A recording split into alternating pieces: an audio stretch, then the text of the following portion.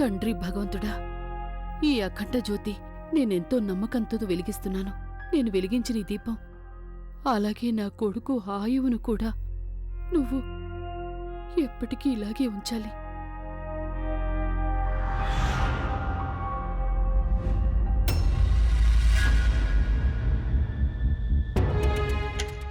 తండ్రి భగవంతుడా, ఇదేంటి ఇలా జరిగింది? ఇది ఆరిపోయింది. ఏయ్ గంగా, గంగా! ఏమైందమ్మగారు? ఈ కిటికీ ఎవరు తెరిచారు? ఎన్నోసార్లు చెప్పాను నేను ఈ కిటికీ వేసి ఉంచమని. అసలు ఇంతకీ ఏమైందమ్మగారు? ఏమైంది అని అడుగుతున్నావు నన్ను? నిరంజన్ కోసం నేను అఖండ జ్యోతిని వెలిగించాను, కానీ ఆరిపోయింది. ఎంత అపశకునం అవుతుంది ఇలా జరగడం? అమ్మగారు, దీపం మారిపోవడం అసలు అపశకునం అవ్వదు. బాబు బానే ఉన్నారు. లేదు, నేను వెళ్ళి నిరంజన్ని చూడాలి. తన్ని చూడనంత వరకు నాకు కొంచెం కూడా ప్రశాంతంగా ఉండదు. జరుగు, నేను వెళ్ళాలి. అమ్మగారు, నిరంజన్, నేను చెప్పేది కాస్త వినండి. నిరంజన్, నిరంజన్, నిరంజన్, నిరంజన్, నిరంజన్. అమ్మమ్మ గారు, నెమ్మదిగా మాట్లాడండి. సార్ నిద్రపోతున్నారు, ఆయన్ని పడుకోనివ్వండి. ఆయన క్షేమంగా ఉన్నారు. మీరు వెళ్ళండి, మీరేం కంగారు పడకండి.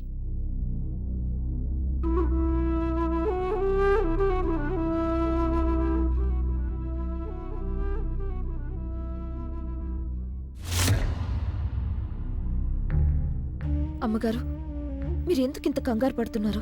బాబు బానే ఉన్నారని చెప్పాను కదా. లేదు గంగా, ఏదో ఉంది. నా మనసు ఒప్పుకోవడం లేదు. ఎందుకు ఇలా అనిపిస్తోందో తెలీదు. నా కొడుకు జీవితం ప్రమాదంలో ఉందనిపిస్తోంది.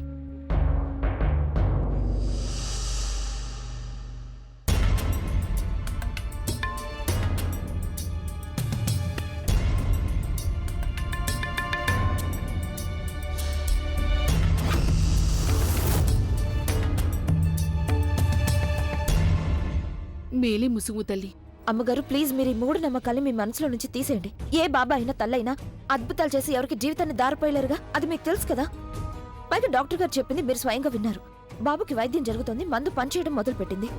బాబు ఆరోగ్యం కాస్త మెరుగుపడుతుంది. అమ్మగారు, చూడు గంగా, నువ్వు నాకు క్లాస్ పీకడం మానే నన్ను నా తల్లితో మాట్లాడినివ్వు. నాకు పూర్తి నమ్మకం ఉంది. ఆవిడ నాకు తప్పకుండా సమాధానం ఇస్తుంది.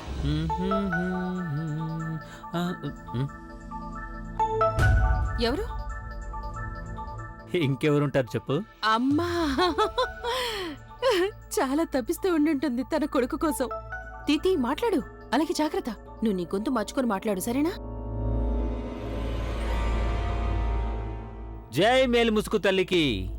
అమ్మ ఇందాకే చెప్పారు, ఇప్పుడు మీ కొడుకు పరిస్థితి చాలా దారుణంగా మారిపోయింది అని. ఆయన మీద ఖచ్చితంగా ఏదో చెడు నీడ ఉందని అమ్మ చెప్పారండి. చెడు నీడా? ఇక ఆ చెడు నీడని ఆయన మీద నుంచి తొలగించుకోవడం కోసం ఒక హోమం చేయాల్సి ఉంటుంది. గుర్తుపెట్టుకోండి, ఆ హోమానికి ఎలాంటి అడ్డంకులు రాకుండా చూసుకోవాలి. లేకపోతే మీ అబ్బాయి పరిస్థితి ఇంకా దారుణంగా మారిపోతుంది. లేదు లేదు, ఎలాంటి పొరపాటు జరగదు. జై మేలు ముసుగు తల్లికి. అమ్మ రక్షిస్తుందిలేండి. నువ్వు ఇంకేమన్నా చెప్పాలా? ఇంకేమన్నా అబద్ధం చెప్పాలనుకుంటే చెప్పేయి. నేను చూడాలనుకుంటున్నాను నన్ను మోసం చేయడానికి నువ్వు ఎంత నీచానికి దిగజారగలవు అని. ఎందుకు ఆలియా, ఎందుకు నువ్వు ఇలా చేసావు?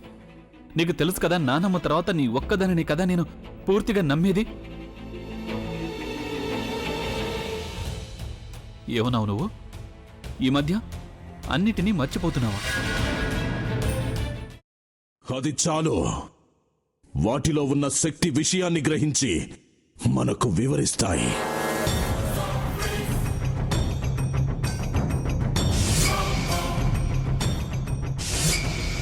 ఎవరు ఆ దండ విప్పొద్దు, గది తలుపులు తెరవద్దు.